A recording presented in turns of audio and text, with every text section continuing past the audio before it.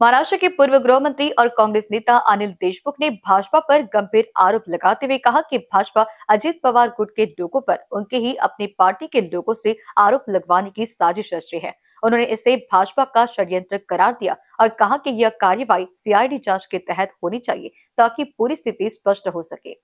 अनिल देशमुख ने अंजलि दमानिया और पंकजा मुंडे पर आरोपों के संदर्भ में कहा कि यह मामला फिलहाल नागपुर खंडपीठ में विचाराधीन है, इसलिए इस पर टिप्पणी करना उचित नहीं होगा। उन्होंने कहा कि आरोप गंभीर है और ये कहा कि पीड़ित के साथ अमानुषिक व्यवहार क्या है, जिसके खिलाफ सीआईडी जांच चल रही है और अन्य चौकसी प्रक्रिया जारी है।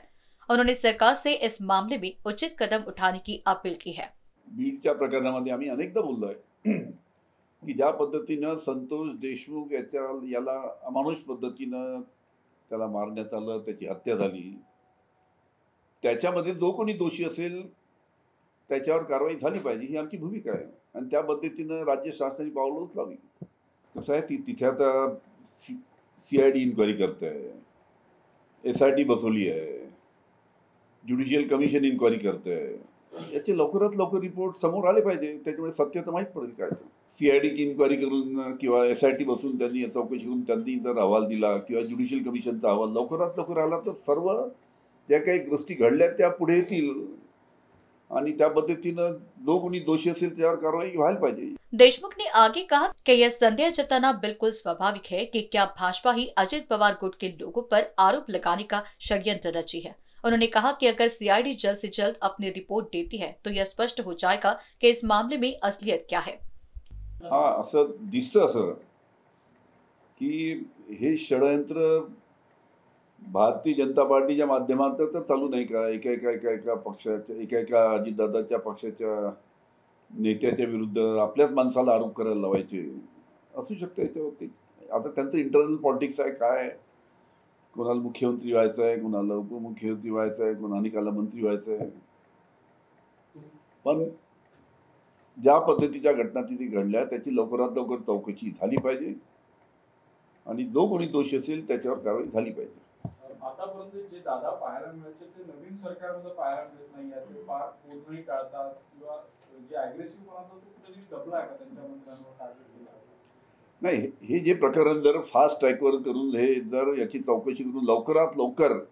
अनिल देशमुख ने शिवसेना नेता संजय राउत के हालिया बयान पर भी प्रतिक्रिया दी। उन्होंने कहा कि संजय राउत को मुंबई में रहने के कारण वहां की घटनाओं की ज्यादा जानकारी नहीं होती है और हो सकता है कि वे इस कारण से कुछ ज्यादा भूल गए हों। देशमुख ने यह भी कहा कि अब तक जो मुख्यमंत्री बने हैं वे अधिक समय तक अपने पद पर नहीं टिके। उन्होंने देवेंद्र फडणवीस के मुख्यमंत्री बनने के बारे में भी सवाल उठाए कि क्यों वे ज्यादा समय तक पद पर नहीं रहे।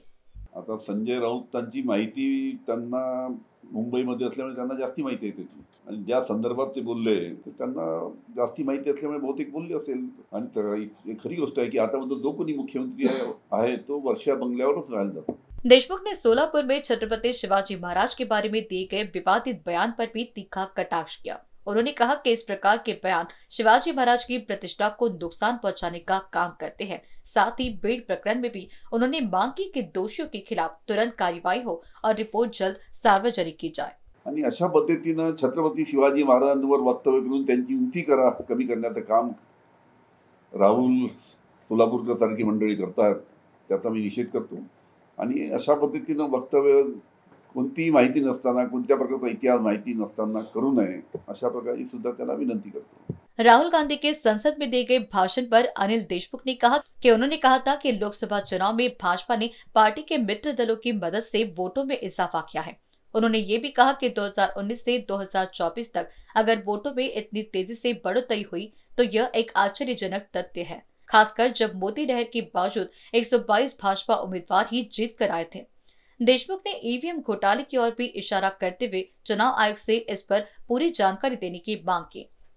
काल राहुल गांधी साहेब यांनी लोकसभेमध्ये जे आरोप केलेत, काल राहुल गांधी साहेबांचं लोकसभेमध्ये अतिशय सुंदर भाषण केलं त्यांनी आणि त्या भाषणामध्ये त्यांनी महाराष्ट्राचा विषय काढला आणि महाराष्ट्राचा विषय काढून कशा पद्धतीनं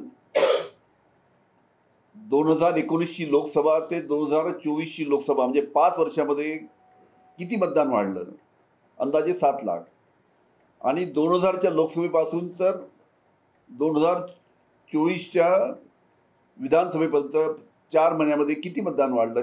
70 लाख. हे 70 लाख जे मतदान वाढलं म्हणजे 5 वर्षात फक्त 7 लाख मतदान वाढतं आणि 4 महिन्यात 70 लाख मतदान वाढतं.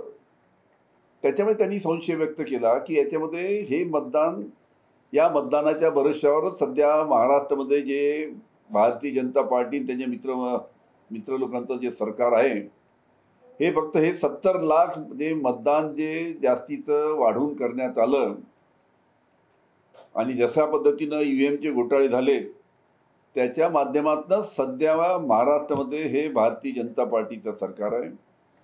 त्याच्यामुळे त्यांनी हायकोर्टामध्ये सुद्धा आमचे ॲडव्होकेट प्रकाश आंबेडकर साहेब सुद्धा हायकोर्टामध्ये गेले. हायकोर्टाने सुद्धा इलेक्शन कमिशनला डायरेक्टिव्ह देऊन 2 आठवड्यामध्ये संपूर्ण माहिती द्यायला लावली. त्याच्यामुळे अतिशय गंभीर प्रकरण आहे. आज महाराष्ट्रामध्ये जे सरकार आहे हे सरकार ईव्हीएमच्या माध्यमातून इथे आहे. हे ईव्हीएम सरकार आहे. हे 70 लाख मतदान ज्या पद्धतीनं 4 महिन्यामध्ये म्हणजे 2024ची लोकसभा ते 2024ची विधानसभा या 4 महिन्यामध्ये कसं वाढलं, त्याच्या बाबतीत संपूर्ण माहिती इलेक्शन कमिशनने दिली पाहिजे. नावासहित दिली पाहिजे, मतदारसंघासहित दिली पाहिजे. तेव्हा या सर्व गोष्टी पुढे येतील. आणि आता सर्वीकडे चर्चा आहे, महाराष्ट्रामध्ये चर्चा आहे की हे सरकार जे इथे आलं हे सरकार ईव्हीएम मध्ये घोटाळा करून आलेलं सरकार आहे. हे ईव्हीएम सरकार आहे आणि अशा पद्धतीचे अनेक प्रश्न उपस्थित करत असताना राज्य शासन किंवा केंद्र शासन किंवा इलेक्शन कमिशन याच्याबद्दल काही बोलत नाही. त्याच्यामुळे ही माहिती लवकरात लवकर पुढे आली 70 लाख मतदानाची तर माहीत पडेल की कशा पद्धतीनं महाराष्ट्राच्या 2024च्या निवडणुकीमध्ये घोटाळा झाला हे उघडकीस येईल. आणि हे उघडकीस आलं नाही पाहिजे म्हणून भारतीय जनता पार्टी घाबरते. एनबीसी न्यूज के लिए अभिषेक पानसी की रिपोर्ट.